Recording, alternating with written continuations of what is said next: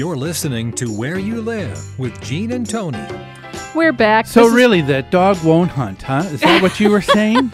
Are you interrupting me, Gene? Yes, I am. Why are you doing that? Because I want people to. You said someone with your dog. That's right. That's right. They kept the dog. They kept They the dog. found Happy was her name. They found her wandering around loose as she liked to do on summer evenings, and he decided to keep her because she was a Springer Spaniel. He thought perhaps he would take her hunting that fall. And then when he did and found out she had not been trained to hunt, then he called. He responded to my mom's ad in the classifieds and said, "Oh, yeah, we found your dog." And your mom said, "How?" Well, she had gotten a few calls, Yeah. and it wasn't our dog, so Yeah. she immediately said, "Well, okay, yeah, but it's a female Springer Spaniel, brown and white." Yeah. He says, "I know it's your dog because I've seen your ads." He says, "I just didn't want to return her till I found out she couldn't hunt." So good thing for Happy that dog don't hunt. That's right. Because you got Happy back. I Otherwise, know. Happy would have been a working dog. That's right. She would have had a different life. That's for sure. Wow. Yeah. Thanks for sharing that. You're story. welcome. This is Where You Live with Gene and Tony. Go We're ahead broad- anytime. Go ahead anytime. I'm sorry. All right. We're broadcasting from the Natural Green Lawn and Landscape Studios. We're brought to you by Extreme Exteriors and American Family Insurance, the Kim Bennett Agency. As an American Family Insurance agent, Kim believes that there's much more to insurance than the policy alone. It's about providing you with dependable protection and service. Kim believes that trust and credibility can't be demanded. It can only be earned by what you say and what you do. Give Kim a call at 651-482-1598 and tell her Gene and Tony sent you. Now it's time for a message from the Minnesota Multi-Housing Association. The MHA Minute is brought to you by Start to Finish Maintenance Contractors.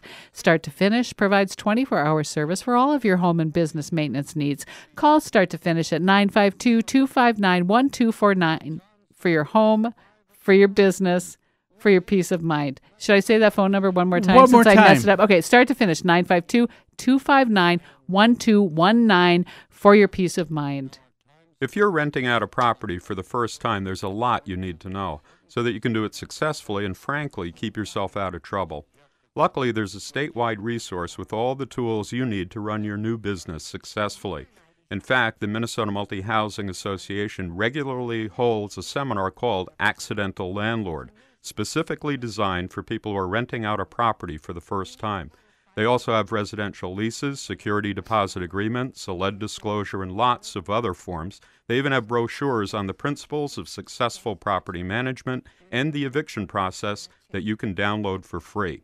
So if you want to know more about the Accidental Landlord Seminar or other classes about owning, managing, or maintaining anything from a single unit to a growing apartment portfolio, visit the Minnesota Multi-Housing Association's website, mmha.com. That's two M's, mmha.com.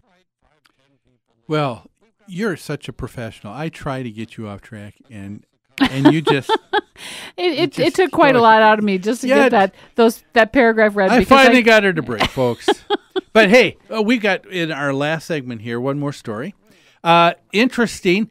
California wants to be the first state once again to continue to push the boundaries of the envelope when it pertains to smoking bans. Mm-hmm. And here's what is happening in San Rafael, California.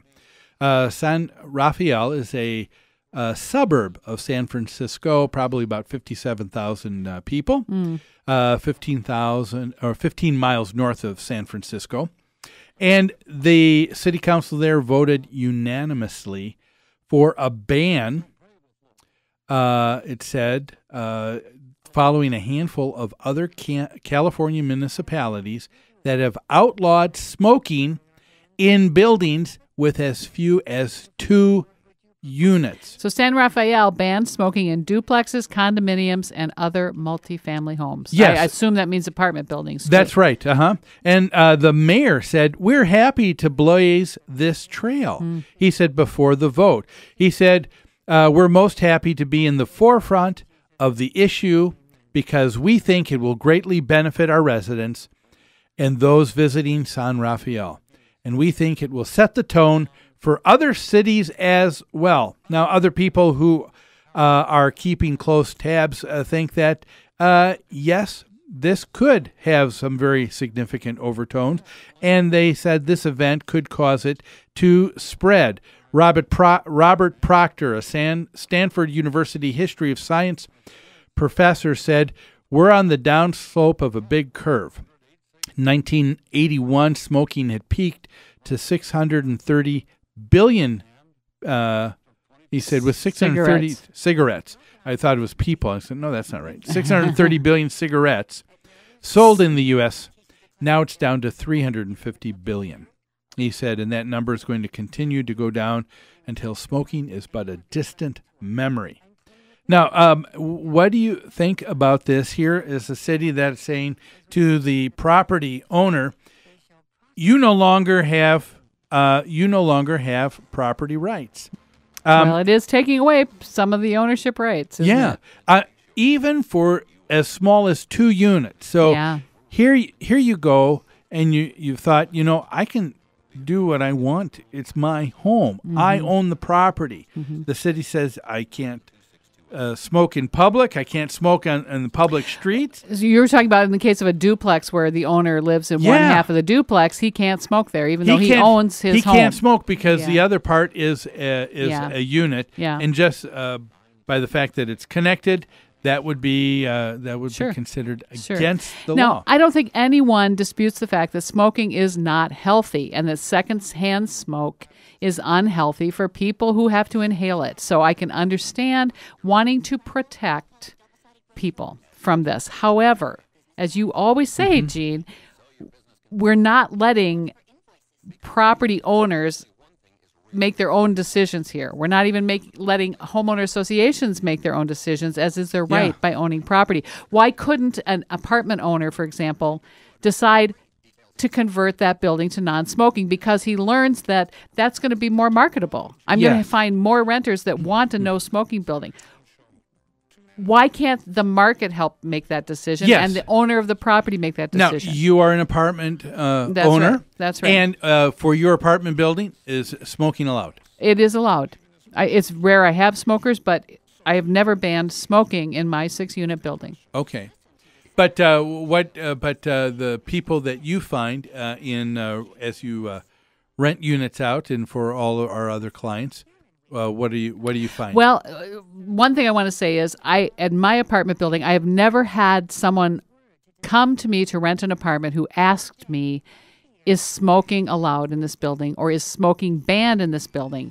Never has someone asked that question. Never has it influenced their decision whether to rent or not. So apparently people who don't smoke have not been that concerned about the fact that they might have neighbors who are smokers. Now, in the single-family homes that we represent, most of those owners don't want smoking going on in their building. And that's their choice. Absolutely their choice. So we have an addendum to the lease that says there's no smoking allowed in this building or on the grounds, and we make the renter sign that. Yeah, I just think that there is a danger here in restricting property rights to this degree. Yet again. Yes. And more. Why can't a homeowners association make its own decision as to whether or not it's going to allow smoking on the premises? Exactly. In Minnesota here, we've had one high-rise association in Minneapolis that decided to do that a few years ago. Okay. And I say more power to them. Absolutely. That's what they wanted to do. A majority of the homeowners got together and said that's important. And so that was the wish of that building. Yep. So people know now. I'm reading the governing documents. So why do we have to have legislation? We already see that smoking is on the downward trend. Fewer and fewer people are smoking every year. More and more people are quitting. More and more people are saying, I don't want smoking going on in my home by my family members or my friends.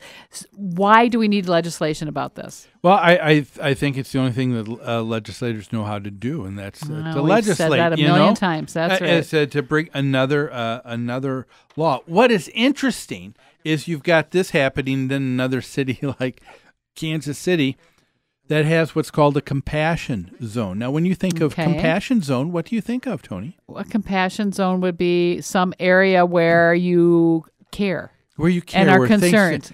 No, in Kansas City, because smoking isn't allowed, they are allowing a smoking area for homeless people, because homeless people don't have their own homes, so they need a smoking area. So compassion zones. Because they can't go to their own private residence, Yes. single-family home that's not connected to anybody else, and smoke because Yes. they're homeless. So if you own a home, you can't smoke on the street. But if you are a homeless wait a minute, person, wait. Yeah, then okay. you You can smoke You can in certain areas. In certain areas. What about if you're a renter living in an apartment complex that does not allow smoking? You cannot go into the compassion zone because you're not homeless. You're not you're not homeless. And who's going to be screening the people going into the compassion zone to make sure they're homeless? Yes, our legislators at work. But hey, that's all the time we've got for today's show. Interesting. Thanks for joining us. Have a great rest of the weekend, everybody, and we'll see you here next Saturday on Where You Live with Gene and Tony.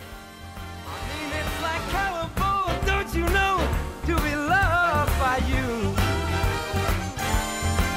How sweet it is to be loved